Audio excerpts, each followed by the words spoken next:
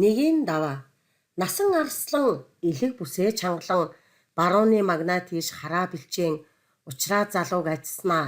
Засуулаа ганхтал хойгуур урдуур нь шавн тэмүүлж хан сардгийн оройгоос өвгөн бүргэд халин дэгдэхийн сүр хүчийг илтгэн зогсно. Өвгөн бүргэдийн сүр жавхлан улам сэргэн нэмэх мэт уйхан замб твийн нараа та минь үү зээ гэсэн дууны аялгуу төв асраас ахин хангинаж ихлүүд засуулууд малгайг наван бүгчүүлээ тавилаа. Ил дуу давааны бүгчүүлийг тавихын дохой болон дуурсаар ирсэн уламжлалтай билээ. Тэдний дунд насан арслан бүхийн дивжээний төв дунд өрж зогсоход ам учраа залуу бүх арслангийн өөдөөс алгаа үрчин ойртов. Энэ хүүгийн ухас хийх зоримог шийдэмгийг харсан насан богд хааны 7 хошуу дан шиг химээх их наадамд анх зодголсноо арга буюу нэхэн санахад хүрчээ. Хээр талд сувдан цагаан сүргийн хариулж явтал байр байдлыг ажиглавал бүгчүүдийнх бололтой нэгэн хөсөг насан хүүтэй таарлцсан билээ.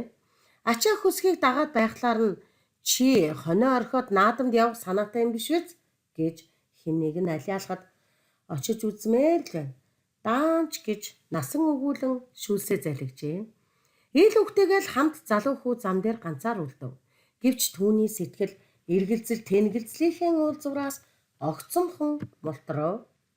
Насан хонин сүргээ гэрийнхээ гадаа тоос татуулан хөөж очоод айх гайхах зэрэгцэн зогсон ээжтэй би бүгчүүл дагаж наадамд явлаа гэж хариу хүлээх байдалгүй угсруулан хэлээд саян хөсгийн хойноос зам хөөж наадамчдыг даваан дээр гарахын үес гүйцжээ. Намайг та нар аваад яваач би улсын наадамд очиж аманд гарч үзье гэж шивнэх төдий өгүүллээ. Үүнийг тосон авсан доноо эр хүний хүсүстэй л хүслэн.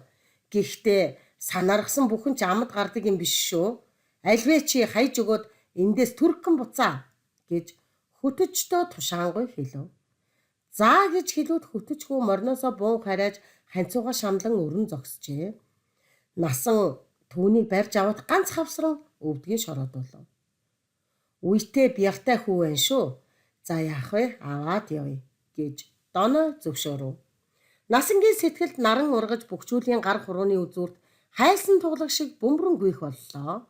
Ингэж улсын наадамд анх очсноо санаад миний 17-той үеийн шиг алсын алсаас хөглөж ирсэн ч байж мэдэндээ гэж арслан бодов. Өвгөн арслан амьсгаадуулах гэж залуу хүүгийн тойрч гүйхэд насан твцэн шинжгүй бат сууртай зогсно. Хүүгийн хавсраа мэх өвгний хөлд 3 та хүрсэн боловч төдий л хөдлөсөнгүй. Би ч гэсэн аманд анх гараа тэр нэгэн лухгар эрийг хийгэн тааруулгүй хичнээн хавсарч үзлээдэ гэж насан арслан эргцүүлв. Хиний амд очлооч гэсэн түүний ганц хавсарч орхимор бодогдно. Хизээ язааны том бүгшиг цээж ханхалзуулан ноос цааш хол алхан холхиж үзнэ.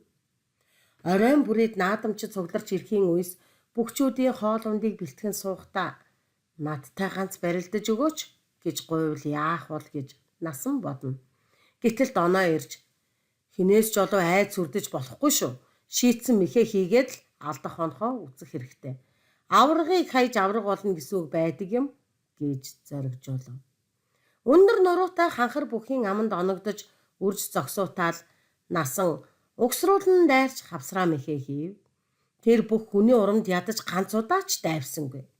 Нэгэнтээ ширүүлэн хөдлөхөд 3 хурууны өндөг түүний гоёнд хүрвүү үгүй юу л үнэгний сүүлэнд хуурцсан адил насан холоос хол годройтов. Атан тимээнд тийрүүлсэн мэт санагджээ. Хүмүн нас баг цус шингэн байна. Хайсантай л адил гэж бод гэж засуул насангийн сэтгэлийг заслаа. Үүнийг эргцүүлэн санаад насан энэ хүүч мих хийхийн л цул зориг яваа. Гэвч уйвал энэ удаа над чиг өвгөнд бас ч осолтой байж мэднэ гэж бодсноо. Ухасхийн хүүгийн зодгоос сэмжлэн байв. Арслангийн хид хідэн хүчтэй халахад учраа хүүгэн барьцаа алдан газар онож гიშгэхгүй болов. Ахин хүчлэн доктораад түлхэхэд хүү бүгсөөрөө газар тоос манавт лакит суучихв. Ингэснээрч босоо чойжоод Насангийн унсны үлгэр энэ удаа давтагдах мэт болжээ.